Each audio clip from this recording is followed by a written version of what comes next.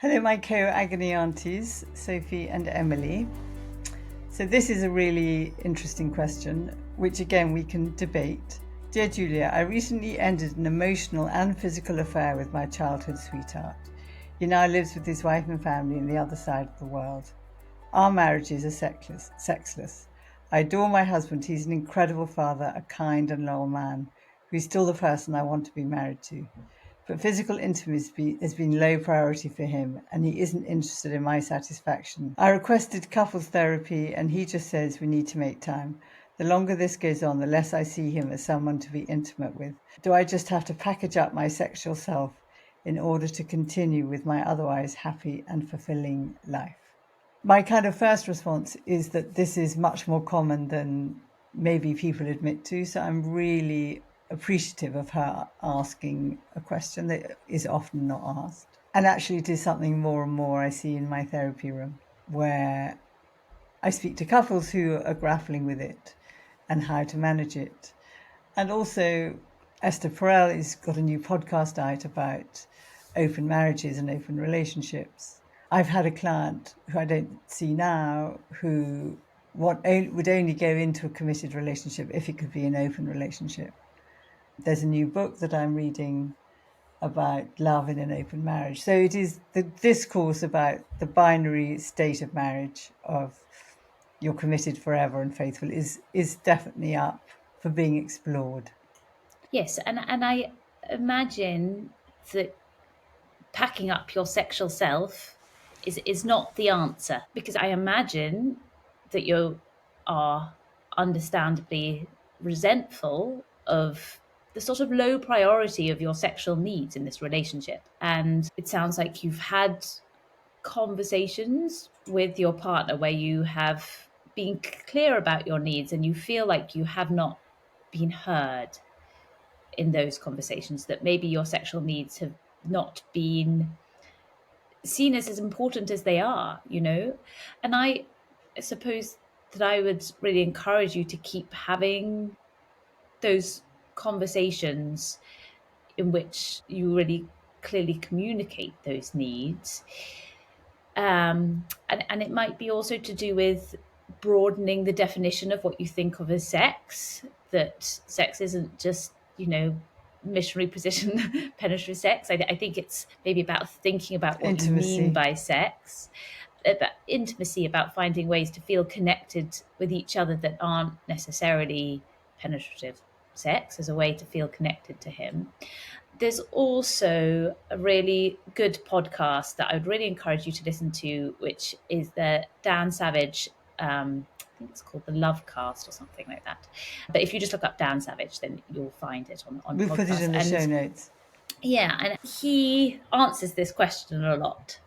And he has quite a controversial view of what to do in a situation where the relationship that you're in has many, many positives. You say that he's really kind, you co-parent your Loving children, husband, a loving husband. Those are things that you good don't man. don't want to throw away and that are of enormous value. But also of value is your sexual needs and your drives and your desires. That's part of life, right? Like, it's part of what makes you alive. And what he talks about is doing what you need to do to stay married and stay sane. And so his view would be to sort of encourage you to continue doing things that you have done, for like having this affair with this person, and sort of continuing basically to hide it. It's obviously not a view that everybody would agree with, but I think it is worth listening to sort of just think about what you think about that idea. And for some people, that feels terrible and like a betrayal, and they could never do it. Um, What about but it's talking to her husband about, like I was sort of intimating at the beginning, of having an open relationship, saying, I really love you, I care about you, I want to prioritize us and our family, and and I I need, and I need to have my sexual needs yeah, met, and I'd like to be honest with you about that, so that I'm not lying. yeah. I mean, I think you can definitely have that conversation too. And he may say absolutely Say, not. not be open to that. Yeah. Yes, it's there's the negotiation, isn't it? To what extent is he willing to meet you and therefore facilitate finding a creative solution? It's very difficult, that thing of a partner who doesn't want to have sex but feels incredibly threatened by the idea of you having sex with somebody else. And also, it's not just not having sex, it's like a disregard of her needs. Yes, sort of saying, like, I'm not interested in your pleasure. And she'd always had a higher sex drive than him. I had no loss in libido. It's this way around, that her libido is higher than his, because often it's assumed that it's men, not women. Yes, and I was going to comment on that and say, I wonder if some of the resistance for him to engage in these conversations, I think men can feel very sort of shamed or emasculated by the idea that their partner, their wife, if it's a heteronormative couple, has a higher sex drive than them, because we live inside this narrative that men are meant to be these sort of hyper-sexed beings, and women are all sort of demure and okay if we must. Think of England. And the research does not. The research is the opposite. The research is the opposite. The research is that women get bored more quickly of the reason. Part of the reason that they lose interest in sex in long-term committed relationships is like the lack of novelty, essentially. So that women often need new ways of sort of feeling connected, and that activates their sexual desire. Interesting. If you can get to a place where he is even willing to have conversations about this, there are therapists out there for which this is a real speciality, couples therapist, who can really guide you through. The people I've worked with, I haven't worked with couples, but the people I've worked with who've gone through this process, of which I have had clients, of opening up their relationship, is it getting very clear guidance about a safe, healthy way of doing this is incredibly helpful. So, for example, one of the things that could be helpful if you want to stay together as a couple is that you only have these sort of extramarital sexual relationships with other people who are in a stable couple. So in that sense, it's a much safer exploration. There's much lower risks of falling in love. Everyone's on the same orientation here of like, we want to meet our sexual needs and do that in a boundary and safe way, but we have our primary partner and that's mutual. And there are apps, there are places that cater specifically to that. I would really recommend taking you both, if you start down that journey, to a specialist who can talk you through that and the questions and the worries that might come up for your partner along the way. Yes, and even if you're not going there with the view to becoming open or wanting to be open, I think having a place where you can explore the dynamics of your relationship. Sex often reflects other dynamics in your relationship, other patterns in your relationship, that maybe there's part of you that doesn't feel seen or prioritized, and I obviously, or maybe your partner's experience is feeling pressure or like he's not enough, or often these really loaded things around sex are loaded because they're also about other things that aren't being expressed. And so it might be helpful just to have a place to explore that. I mean, I think our answer is explore more, that we're validating your right to have a high libido and to have your needs met.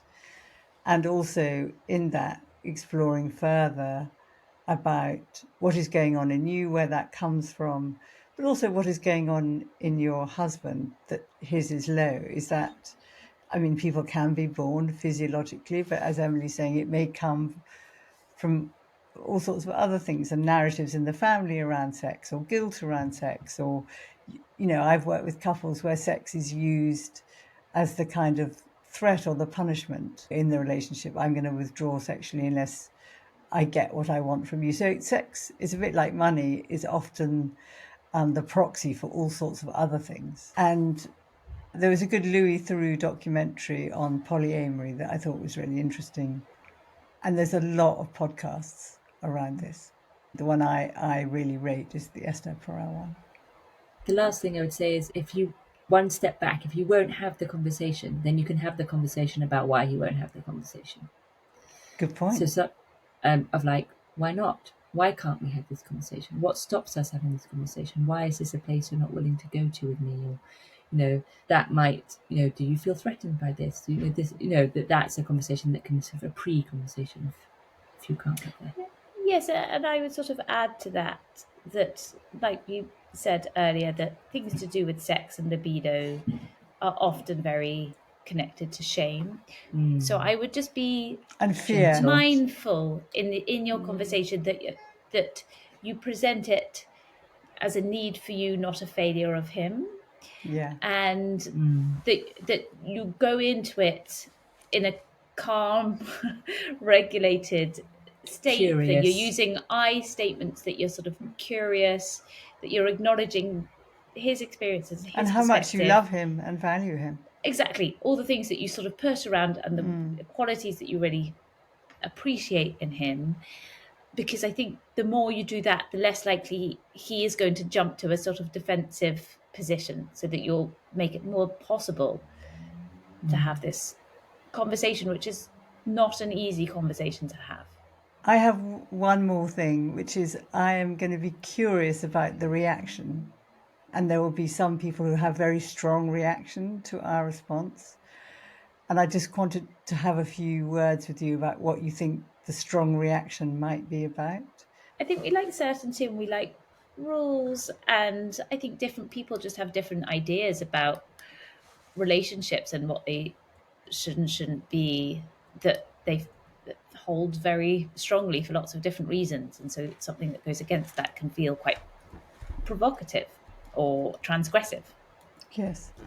And that's legitimate too. I mean, that we're not holding one view or another view. No. I think we're allowing all views. I think my only thought was, yes, it's like money and death and sex, right? The three taboos is they're very loaded for people. We will have all been brought up in a obviously culture that we're in, and the family culture that we're in, and the experiences that we had that will all mean this is a real crucible topic for when so much and also intersex doesn't, it's not just sex acts, isn't it? It's our relationship with our bodies, it's our relationships to intimacy, it's our relationships to Trust. our sexuality, therefore, and that often is translated into status and potency, if you're particularly as a man, but also your ability as a woman to attract. There's just so many crossover points where sex becomes It's more intersections. complicated because of how much is kind of gets stuck in there. So it's not surprising that people might have strong reactions. So I think, I mean, for us, it's the beginning of an interesting series of conversations. This isn't a one conversation and you're done, like none of our conversations are. But I do think it's a subject that's really worth exploring, and I like that we've begun exploring it. So I really appreciate your input, particularly talking about sex with mothers and daughters is probably not that common. Hadn't even crossed my mind. So I really appreciate the person that asked the question and having the courage to do that. And as I always say, do please keep asking us questions and connected with us. And do share this episode and rate and review our podcast, because it helps other people find us. And thank you for listening.